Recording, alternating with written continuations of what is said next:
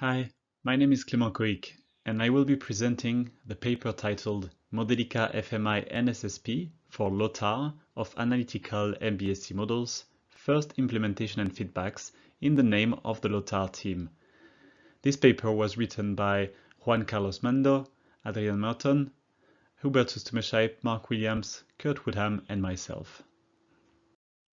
In a simplified way, we can think of the life cycle of an aircraft as three main phases: design, production, and maintenance, each phase taking one or several decades. Potentially, there might even be a next generation of these aircrafts with its own maintenance phase. Adding more years to the account, this leads to life cycles of 70 to more than 100 years for an aircraft. During the design phase especially, but also all along the aircraft life cycle, models are created to answer questions on the aircraft. In a spirit to capitalize knowledge and address many challenges of the aerospace industry, models should be archived for further reuse.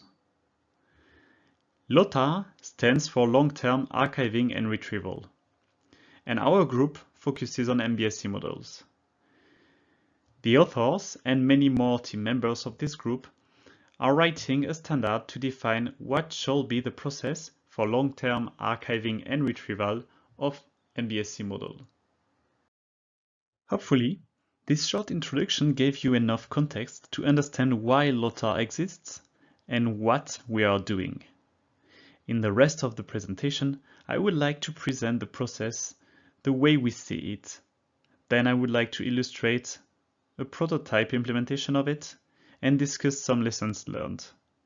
Finally, I would like to explain where we are heading before concluding this presentation. Let's have a look at what could be a lifecycle for a LOTAR MBSE model. First, the model is created. Then, it is archived together with some metadata. We will cover what are these metadata later.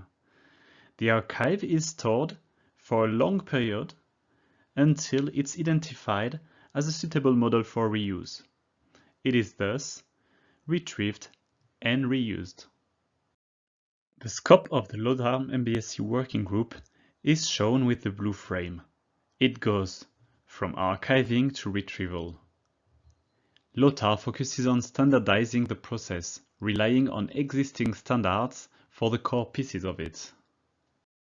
The process starts when a model developer creates a model and identifies it as relevant for archiving. The first task consists of creating a manifest that gathers all metadata relevant for the model archiving, retrieval, and reuse. The AP243 standard, also referred as MoSSEC, sets a solid basis for this manifest, and LOTAR takes advantage of it. The second step consists in joining both the model and the manifest in a single element to be archived. As the model reuse should be as much as possible tool independent, and as per its wide adoption, the FMI standard is selected as the main archiving format. SSP would be used for system models. The FMU, potentially including the manifest in its extra folder, is then archived in the archiving repository. The manifest is accessed to build up a collection of all stored model metadata called the AIP. Eventually, when a model user is searching for an existing model for a given purpose, he or she examines the AIP, identifies the relevant model, and retrieves it. So what is the LOTAR manifest? It is an XML file gathering the model metadata, which is the what, why, and how of the model for the past and the future. For example, why the model was developed, and how it can be simulated, which OS the FMU should be run on. On the right side, you can see an extract of the XML structure. The metadata share some commonalities with the model description.xml of the FMI standard. The manifest shall live together with the model. For our prototype implementation, we wanted to consider a realistic industry example.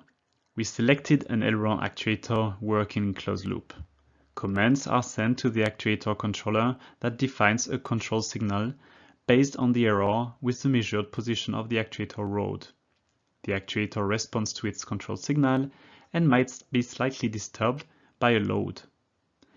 Note that what matters is not much the physics model, but more the scope of the system and subsystems. The color of the blocks show where an FMU or a SSP is created. The first prototype was meant to be tool agnostic, using open source or at least free technology only. This way, it can be made available for all and can serve as a basis for a tool vendor implementation.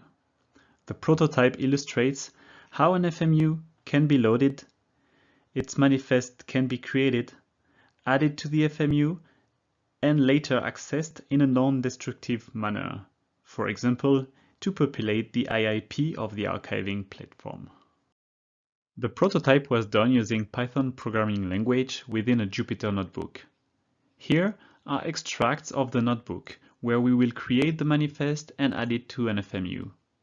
First, with PyFMI, we load the FMU so we can access all information stored in the model description.xml file. Another option could be to extract, in read-only mode, a copy of this file and parse it. Now we can create the XML tree structure of the manifest. Here you have a short view of what it can be, but it's way longer. We populate the tags in a second step. Here you can see that we use PyFMI to get some information from the model description.xml. We can also provide strings as user input, and we can also let empty strings for tags which we cannot populate right now. Finally, the LOTAR manifest is written and added to the FMU in the extra folder. This action is performed in add mode to prevent corruption of the existing file within the FMU. The prototype is, in a second step, pushed further with the vendor-specific implementation. The Python code is reused in a so-called custom function in Modelon Impact. This automates the manifest creation and inclusion in the FMU. On the bottom right, we can see that the user inputs can also be available for populating the manifest. This second step proves that a tool vendor implementation of the manifest creation is feasible. The prototype is only useful if we perform a retrospective and extract constructive criticism on the work performed, on the standard used, and on the tool vendor implementation of these standards. In the paper, we classify the recommendation based on their criticality. Here, we selected just a few to drive the discussion. On the LOTAR work side, we noticed that the manifest has many redundancies with the model description.xml. Many fields can be populated with PyFMI, which processes the FMU model description. Additionally, the manifest for the FMU is not applicable for an SSP, and thus the SSP manifest is yet to be defined. Finally, on the LOTAR side, I would like to highlight that while the manifest includes a VNV section, the format of the VNV scenarios is not yet specified. We gently invite you for contributions if it's of your interest. On the standard implementation side, we found a lack of completeness. Especially, many fields of the model descriptions.xml are left empty, while this information is relevant. Also, very few tools enable user inputs to fill the model description, while this seems the only way to populate some fields such as the author name, for example. We also experienced a cruel lack of SSP support by the tool vendors. This might hinder user adoption. Recent announcements might show some ongoing work on SSP by tool vendors, and this would be much appreciated. On the standards themselves, we would like to raise two critical points for the LOTAR purposes. First, while Modelica enables documentation to live within the model, there is no current way to reuse this documentation in the FMU or SSP. The efforts of the model developer are lost when creating the FMU or SSP. We kindly ask for improvement on this point.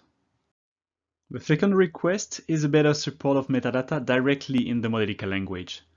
We currently create the manifest based on the FMU, but this feels like a patch for us. Most information is actually relevant and could belong in the model directly. For example, the author name, the creation date, the model purpose, and so on. This would be great to have that directly in the Modelica language and so embedded in the Modelica model. After this retrospective, it is time to list some perspective of this work. We are currently working on the definition of verification and validation along the LOTAR process. Each step is concerned so that at retrieval, we ensure that the retrieved model is the correct one and behaves still the same. We are discussing the formats in which the model shall be archived. While source code might be the more powerful, it might not be the best format for reuse in 70 years from now. Finally, ensuring that the model is archived correctly and can be retrieved is useless if we are missing the framework to simulate it in 70 years. Therefore, one of the topics under study is what dependencies shall be archived and how. I would like to conclude this presentation by summarizing the work achieved and ongoing. LOTAR is writing the EN NIS 9300 Part 520 to standardize the process of long-term archiving and retrieval of models. The process is being refined by proof of concepts, implemented in a tool-agnostic and tool-specific manners. The feedback from this proof of concept is generated to improve the process and existing use standards. This is a call for collaboration on these topics to grow the current standards and to improve the Part 520. I would like to thank you for your time and let some of my colleagues answer the question you might have. Thanks a lot.